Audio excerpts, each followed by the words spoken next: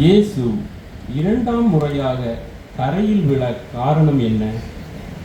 அந்த விழுதல் வழியாக அவர் நமக்கு என்ன சொல்ல விரும்புகிறார்? சிந்திப்போம். சிந்தனை: மனிதன் மண்ணிலிருந்து உருவாக்கப்பட்டவன். விழுதல் என்பது மண்ணுக்கே உள்ள பலவீனம். இதிலிருந்து யாரும் தப்ப முடியாது.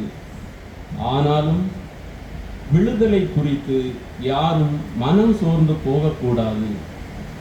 விழுகின்ற போதெல்லாம் இடர்பாடுகளை பொறுமையுடன் ஏற்று ஆவியின் தூண்டுதலால் எழுதலுக்கு செவி சாய்த்து எழுந்து முன்னோக்கி செல்ல வேண்டும்.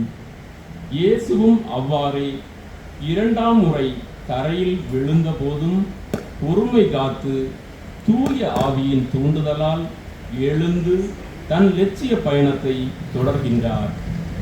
பொறுமையோடு இயேசு சிலுவையை தொடர்ந்து சுமந்ததால் சிலுவை லட்சியத்தை வென்றெடுக்கும் பொறுமையின் சின்னமாய் மாறுகிறது.